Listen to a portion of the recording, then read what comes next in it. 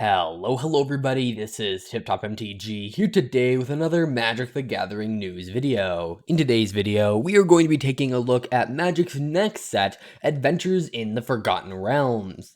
Today, they are revealing a brand new mechanic, and that is Dungeons. So we're going to kind of take a look at how this mechanic works today. I'm going to try to explain it in as much detail as possible, and that is really going to be the focus of this video, is how do dungeons work? Let's just jump into this by reading their article. Dungeons are a major part of the Dungeons & Dragons experience, and they're a big part of Adventures in the Forgotten Realms. Dungeon is a brand new card type. There are 3 dungeons in this set, so these are the only 3 dungeons in the entire set, including Dungeon of the Mad Mage, which you can see right here. The 3 may be familiar to longtime D&D adventurers. Dungeons don't go in your deck. Rather, they start outside the game and end up in the command zone for a while. More on that later. In games held under tournament conditions, cards from outside the game means cards from your sideboards. But dungeons work a little bit differently. Dungeons don't take up sideboard slots. You always have access to all 3 dungeons, and you'll never need more than one of the same one. If you're playing with dungeons, just keep them in your sideboard until you need them. This way, the way to bring dungeons into the game is a new keyword action, venture into the dungeon. So you'll see this on cards. Several traditional Magic cards, the ones that do go in your deck, will instruct you to venture into the dungeon. This could be part of a spell, an activated ability, or a triggered ability as seen here on Shortcut Seeker. So by the way, we're going to read through this and then I'm going to kind of give you a 2-3 sentence explanation of how they work. If you venture into the dungeon and you are not in a dungeon, or the dungeon is not in the command zone, it's time to start your journey. Put the dungeon of your choice into the command zone and put a venture marker on the first room at the top. Your venture marker is a way to track which room you're in. So yeah, each player has their own dungeons to themselves. There are no cards as of this set, the future, things can change, that allow the player to interfere with your dungeon or venture marker. So essentially what they're saying is, this is a very uninteractable mechanic. Your opponent can't destroy your dungeon, they can't move you backwards in your dungeon, and we'll talk a little bit about that here in a second. Every time you enter a room, including the first room, it's room ability triggers. These all read as, when you enter this room, do the effect printed on the room. For example, when you enter the Yawning Portal, you gain 1 life. So right here, when you enter Yawning Portal, you gain 1 life. Then you're going to scry 1. So it's almost like a saga that you get to choose your path. So, you could read this like a saga. Each player loses 1 life, then you do this, then you do this, then you do this. However, they don't naturally progress. The only time you get to go forward is whenever a card instructs you to venture into the dungeon. So, yeah, the next time you venture into the dungeon, you'll move to the next room rather than starting a new dungeon. And you can't start a new dungeon while you're already doing one. Alright, so this is getting long. I'm just going to explain it because they are reading some nuanced rules that we'll talk about, but I feel like they didn't do a super great job explaining this. So let's talk about Dungeon, or Tomb of Annihilation. Let's talk about this one because it's kind of simple. So, if you have not done anything with dungeons yet in this game, you are going to venture into the dungeon whenever a card tells you to do so. So let's say we have a 1-cost spell that says venture into the dungeon. You get to choose one of these 3 dungeons to put kind of into the command zone, so it's never actually on the battlefield. So let's say I choose Tomb of Annihilation. Basically, you get to kind of put a counter on trapped entry. And since you entered it, each player loses 1 life. Then, the next time you venture into the dungeon, you get to move forward. However, trapped entry has 2 options, so you can either choose to go to the Veils of Fear or Oubliette. So you kind of start your counter here, and you can kind of pick your own path. So it's like a saga that you pick your own path. And every time you venture into the dungeon, you move on.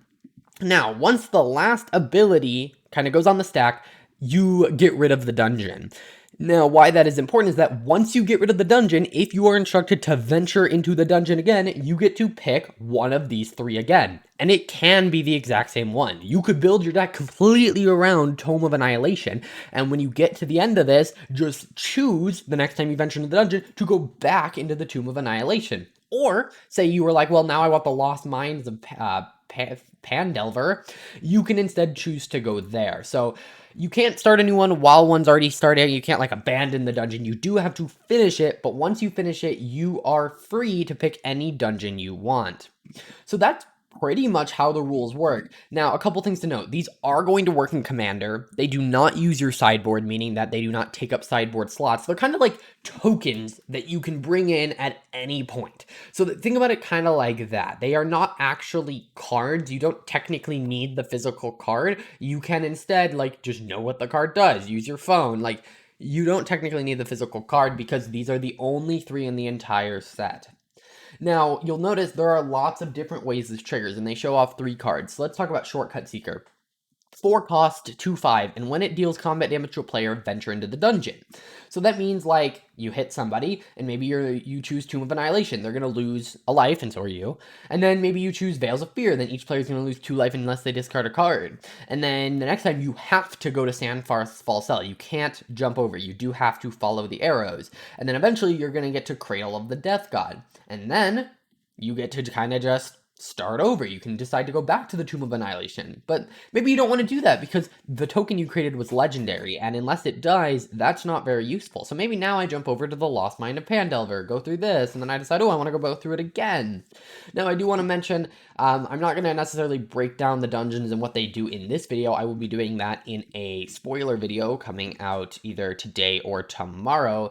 But yeah, that is the dungeon mechanic. So yeah, that's pretty interesting. Now, June 29th through July 2nd, they're going to have more reveals and details about Adventures in Forgotten Realm. So how I'm understanding this is that unlike in the past where they did all of their mechanics and they revealed them all at once, they're splitting it up. So for instance, today they revealed dungeons, and you know, maybe tomorrow or 29th or whatever day it is, they're going to reveal another mechanic. So we'll have to see. They do mention dragons here. They're not a mechanic, but they're there. So yeah, we'll have to wait and see what other mechanics lie in store. Either way, I think this is a really interesting mechanic that is very unique and very creative. I just think that because these are free, it means they have to be very careful with the balancing of them, and it means in the future, if they ever want to add more dungeons, they have to be incredibly careful, because if they added a 4th dungeon, it multiplies the power level of venture into the dungeon. And honestly, this reminds me a lot of Learn. I mean, it's kind of like taking cards from outside the game. You know, it's kind of variable. When you cast it, you might do something different every time.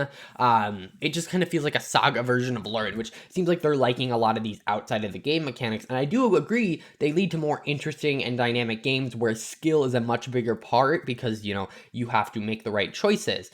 So I generally like it. Just remember, whenever you venture into the dungeon, you get to pick your path and get your effect. Very, I think, complicated when at first, and then you look at it and you realize, well, actually, this really isn't that bad. I mean, you kind of just follow the path, and when you're done with the path, you get to start on a new one or do the same one again. And again, it does work in Commander.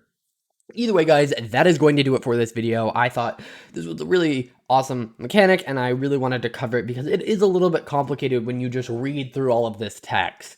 So yeah, if you guys enjoyed and found it useful, please hit that like button, subscribe, and I will see you guys in the next one. Bye.